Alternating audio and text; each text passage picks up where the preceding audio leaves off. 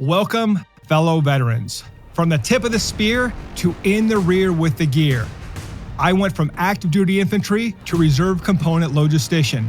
I'm your host, CEO, entrepreneur, trial lawyer, and Lieutenant Colonel retired John Barry.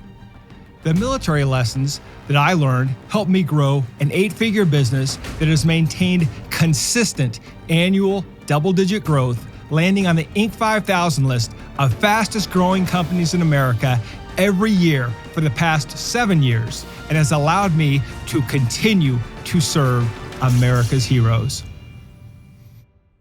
Welcome back to Veteran Led. In this episode, I'm going to talk about the biggest 10 mistakes that I made over the past several years. Now, I've learned that losers love to brag about their accomplishments, but they hoard information and they're insecure about their failures. But the winners that I've hung out with have taught me that discussing your failures is important for several reasons. Number one is when you can discuss your failures, you can reflect on them. But number two, winners love to hear about the failures of others, and they love to share their failures so that we can all learn from each other. Because someone else's mistakes are a cheap mistake if you can learn that lesson without having to pay the full price that they did. Think about it as getting the mistake on sale instead of paying full price. Now, the first mistake I made, I was not investing enough in team development. I was investing in myself, but not enough in my team. And then when I finally did it, I was just putting together standard training plans that didn't fit a specific purpose. Number two, I failed to top grade after periods of rapid growth. I didn't look at our leaders and think about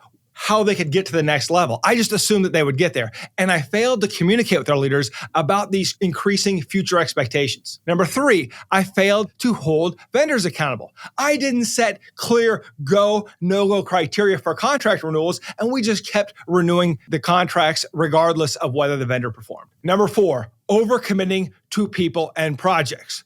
You have to have priorities of work. And when you don't, you deliver a substandard performance. Number five, hiring without a documented process. A few times we were caught off balance when a promising hire turned out to not be qualified because we didn't have a process, we didn't do our due diligence. Or on the other hand, we would hire when we needed instead of using a documented forecast. And inevitably, we would just hire who was available because we needed someone so badly. So we failed to understand when we would need the hire and plan ahead to ensure that it happened in a timely manner. Number six, I failed to adequately communicate the vision to the entire team. As our organization evolved and improved, some team members loved the higher standards and the rapid growth, and some did not.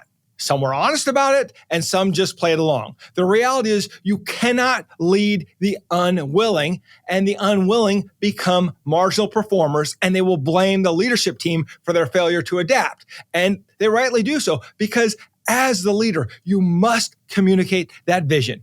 And I failed to do it adequately, I failed to do it often enough, and I failed to do it with clarity. Number seven, excessive focus on risk.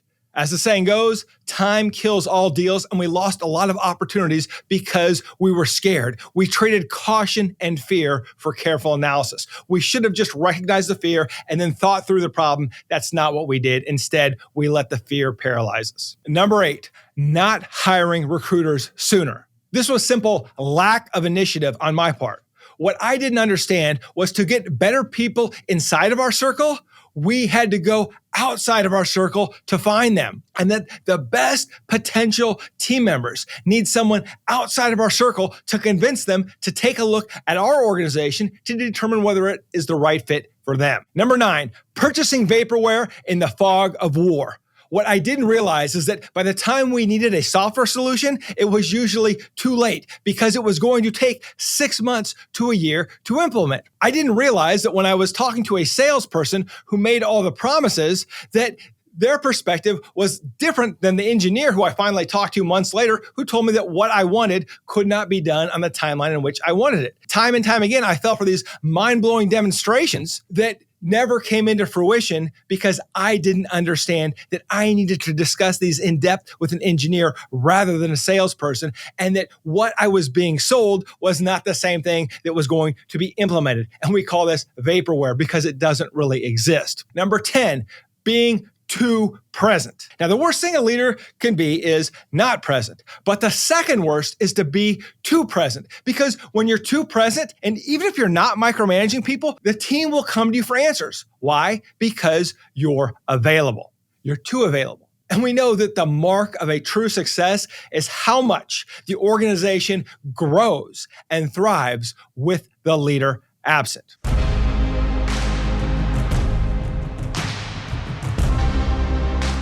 After action review, the top 10 mistakes that I made over the past several years were: number one, not investing enough in team development. Number two, failing to top grade after periods of rapid growth. Number three, failing to hold vendors accountable. Number four, overcommitting to people and projects. Number five, hiring without a documented hiring process. Number six, failing to adequately communicate the vision to the team. Number seven, excessive focus on risk. Number eight, not hiring recruiters soon enough.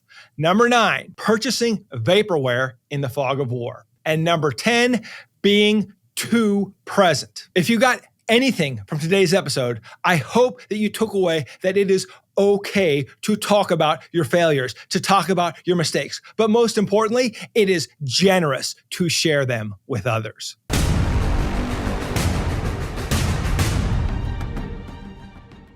Thank you for joining us today on Veteran Led, where we pursue our mission of promoting veteran leadership in business, strengthening the veteran community, and getting veterans all of the benefits that they earned. If you know a leader who should be on the Veteran Led podcast, report to our online community by searching @Veteran Led on your favorite social channels and posting in the comments. We want to hear how your military challenges prepared you to lead your industry or community, and we will let the world know. And of course, hit subscribe and join me next time on Veteran Led.